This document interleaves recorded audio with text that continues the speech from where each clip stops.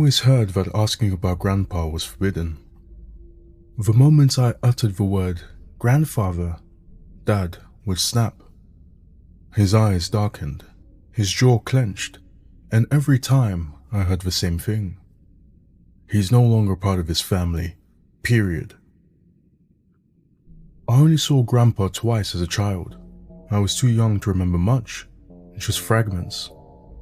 The smell of charred meat, smoke curling from his pipe bowl, and a silence that clung to the air like wet wool. The only thing I recall clearly is how enormous he seemed whenever he visited. Or maybe I was just too small.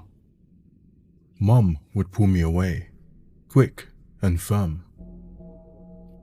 When I turned 18 and moved to the city for college, I found myself digging through Dad's old things during a rare quiet moment. Among bills and expired driver's licenses, I discovered a yellowed envelope. Inside was a crumpled letter sent from a town called Lowdale, a speck on the map, 2 hours north. The return address read George and Marilyn Arder. At first, the names meant nothing, but George brought back the smell of smoke. Looking back now, I don't know why I went there, but I've always been curious, and something pulled me towards that place. Forbidden fruit is sweet, right? So, during break, I decided to meet my grandfather. I rehearsed questions, why he and Dad were estranged, what happened, but none of it would matter. Lowdale was smaller than any town I'd seen. One gas station, one diner, one grocery store, and houses scattered along winding roads like fallen teeth. The last stretch from the bus stop, I walked. At the end of a gravel path, framed by bare trees and silence, stood a red wooden house. He opened the door before I could knock. "Good morning, Almighty," he boomed, grinning wide with crooked teeth. "Look who it is, my favorite grandson. God, it's good to see you." Grandpa was massive. His frame barely fit the doorway. He wore a brown flannel shirt stretched over his gut, the collar stained, a thick pipe seemingly fused to his lips. His hug knocked the air out of me. Behind him stood Grandma. Her hair was neatly pinned, her sweater hanging loose, as if years of worry had whittled her down to the bone. Her eyes met mine, and didn't match her smile. They said, "What have you done?" Grandpa ushered me inside, clapping my back so hard I stumbled. The house smelled of smoke, meat, and something coppery brown. The furniture was old but sturdy, the kind that outlives generations. He gave me a tour, laughing and gesturing wildly, and I sat with them in the living room, dark from heavy curtains. Grandpa brought me tea with trembling hands. The first few days were tolerable. Grandpa joked, smoked non-stop, and taught me woodcarving. He told stories to neighborhood kids who trickled in after school, 2 or 3 at a time. He was what people call the life of a party, and he really was. I don't know how to explain it, but Grandpa had this magnetism. People just gravitated towards him. He was kind, genuine, funny. His life stories were fascinating, and he clearly loved the attention, his pipe never leaving his mouth. Everything seemed normal, except for one thing: his appetite. He ate constantly, bacon by the pound, bread by the loaf, pies in single sittings. Once, I watched him devour an entire rotisserie chicken and a pan of cornbread before dinner. He chewed loudly, wheezing, sweating, never stopping. Plates piled around him like building blocks, yet he always wanted more. Licking plates, sucking grease from his fingers, gulping tea by the liter, nearly choking on it. Grandma brought out the plates piled with pork chops, sausages, whole chickens, gravy boats the size of bowls, and he inhaled it all, groaning with pleasure. His face gleamed with grease. He didn't chew so much as engulf, as if tasting was optional. "You always eat like this?" I asked, half joking. He grunted around his pipe and patted his belly. "Big man eats big meals." I figured he just needed a lot of food, but not this much. All day, he only ate and smoked, barely able to move from his chair, just sitting in the kitchen, waiting for the next massive meal. Hell, I didn't think I've eaten as much in my whole life as he did in one dinner. Still, evenings with him were fun, until the hunger returned. One night, Grandma caught me alone in the hall while Grandpa snored like a bear in the next room. "You need to leave," she whispered, her face pale, lips cracked. "While he's asleep. Tomorrow, first thing." "But why?" She flinched at the sound of heavy footsteps. Grandpa emerged from the shadows, pipe smoldering, eyes unreadable. "Everything all right?" "Just telling him about my childhood," Grandma answered too quickly. Grandpa stared at us in silence, and for the first time, I felt afraid. The only light was his burning pipe, the only sound his labored breathing. He filled the hallway, his bulk swallowing the space. "This house has many stories," he finally rumbled before retreating to bed. I barely slept that night, between Grandpa snoring and the dread gnawing at me. Leave in a hurry? But why? By morning, the fridge was empty. Grandpa sat at the table, licking his lips, breathing hard. "Where's that woman gone into? Starving over here." Grandma returned with 3 bulging grocery bags and frantically unpacked them, cooking while Grandpa fidgeted, growling incoherently. I claimed I wasn't hungry, a lie. Watching him eat, devouring even the gristle, made me nauseous. Instead, I went to the store, chewing on Grandma's warning. Something about this was starting to scare me, especially one thought. How does he eat so much? At his age, that obese, chain-smoking, how was his heart still beating? At the store, the clerk and a woman were whispering, tense, glancing at the windows. "Ben's lost another pig," the woman muttered. "6th one." "Coyote? Bear?" the clerk asked vaguely. "When's the last time you saw a coyote, let alone a bear, around here?" Sorry," I cut in awkwardly. "Animals are disappearing?" "You new here, kid?" The woman sighed, recalling something grim. "First pigs, then goats, chickens, even dogs. What's left is just bones, gnawed, spit open, like something sucked out the brains. But no one's seen an animal do it. No tracks, no blood." Suddenly, I couldn't breathe. I was drenched in sweat. We didn't know what could do this. But I might. And Grandpa, he still laughed, smoked, told stories. Evenings, he'd call me to the porch, where kids gathered like moths to his booming voice. One older girl, maybe 10, sat at his feet and asked, "Mr. Adder, are you ever scared?" He looked at her and smiled slowly. "Only when the meat runs out," he said, laughing like it was a joke. The kids laughed too. I didn't. When I asked about the missing animals, Grandpa just chuckled through a mouthful of stew. "Wild times, huh? Makes me feel young again." He played cards with me and the kids. Everyone adored him, but I grew uneasy around his bloated body. His yellow teeth gritting through smoke as he launched into another story. Too good, too vivid, too scary. The kids leaned in, wide-eyed, while Grandpa basked in their attention. Until Grandma, shaking, announced, "We're out of food. Nothing left. No meat, no eggs, not even flour. We can't..."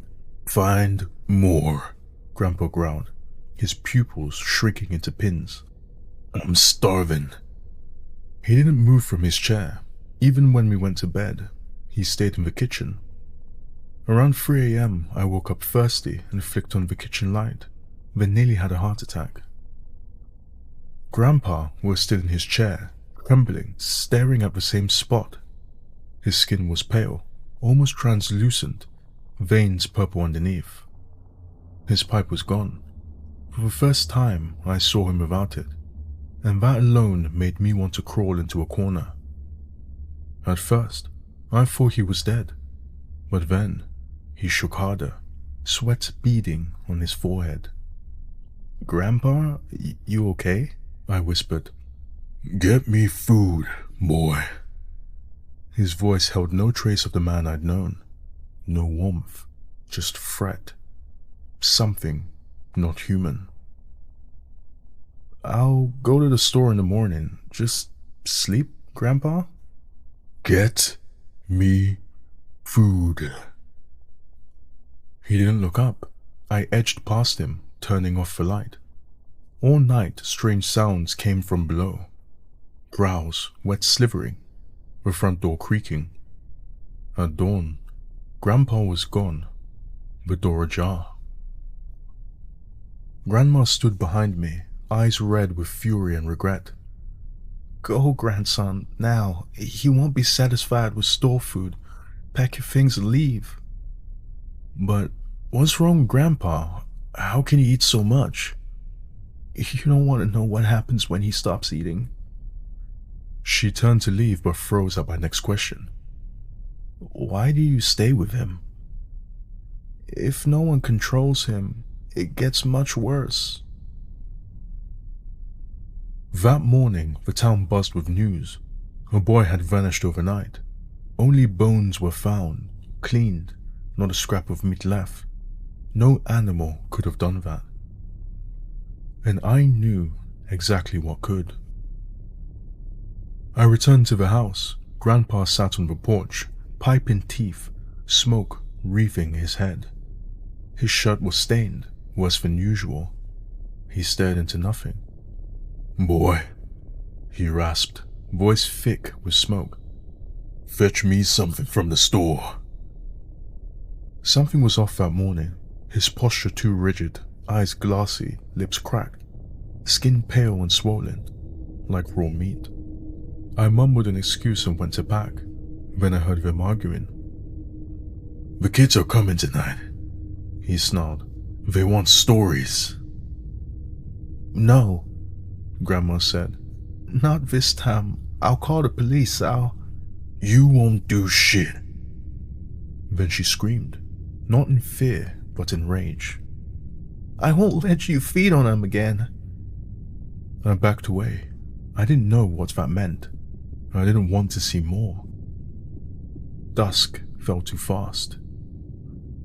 The kids arrived on foot, alone, drawn like moths. George waited on the porch, bloated, sweating, unable to arise. Blisters covered his hands, his jaw elongated. He still smiled, but not like before. Something inside him was pushing out. Grandma begged them to leave. You don't understand, she wept. This isn't a game. Go home. Please, Mrs. Arthur, just one story, the kids pleaded. Get out, now, she hissed. Let him be. Grandpa's voice growled from behind, making everyone jump. Kids want stories. He shut the door after them. Grandpa swelled. Grotesquely, glassy-eyed, he stared at them, his pipe forgotten. He didn't speak, couldn't stand. The kids giggled nervously in a semicircle. I watched, helpless, knowing something terrible was coming. Mr. Arthur, one kid said. Don't tell our parents we came, okay? They banned us from going out, but we need your stories. I won't tell. Grandpa gasped, clutching his chest.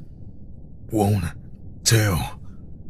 Then I saw it, his shirt ripping, hands swelling, mouth unhinging wider than before. He collapsed from his chair onto all fours. The kid screamed. So did I. His arms melted, fat dripping like candle wax. His distended belly dragged on the floor. Blisters erupted across his skin. God help me. His face slid into a wet, jagged grin of meat and fangs. Grandma stepped between him and the kids, gripping a fireplace poker, her eyes darting me to run. "No more, George," she said. "If you want meat, take me." He didn't hesitate. One swift motion, her head vanished into his maw. The kids rushed to the door, but it was locked. They pounded, shrieking. I stood frozen, praying this wasn't real. But it was. Grandpa, now a slithering mountain of hunger, gurgled, hissed, and dragged his bulk towards the children. I wish I could say I helped, but I couldn't. I vomited at the sounds, couldn't even look. Finally, I moved, bolting to the attic, heart hammering.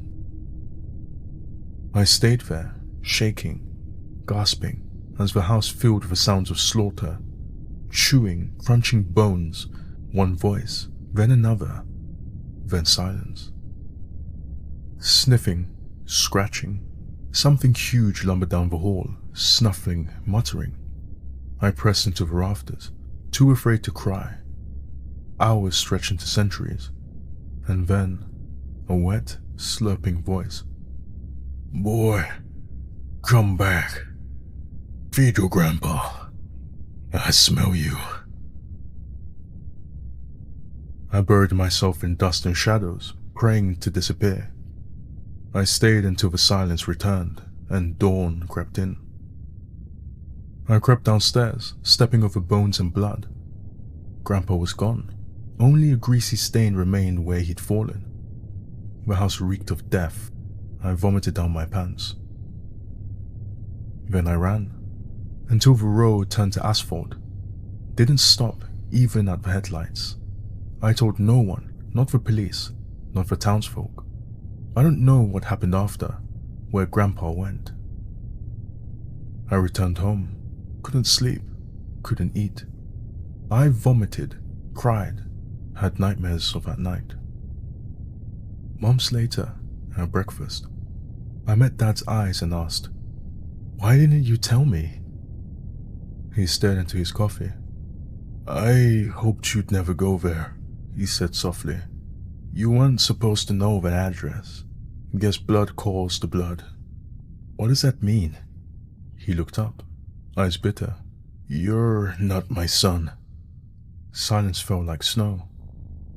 "I mean, you are my son. I raised you, loved you. But you're not mine. George brought you as a baby. Said he found you by the river. I didn't ask. I didn't want to know. But your parents, what happened to them?" He swallowed. "George got hungry. That's all you need to know." "And you? How did you live with him?" "We moved town to town, keeping him fed, but it was never enough. When I was 16, he settled in Lowdell. A month later, he brought you. I escaped with you. He stayed for 18 years. Now I live with that truth, try to forget. But some nights, I wake tasting ash and smoke. I hear news reports, missing animals, missing people. I lock the windows. The guilt eats me alive. Those kids, I knew. I could have stopped it, could have spoken up, but I was scared. And that, like the nightmares, will haunt me forever.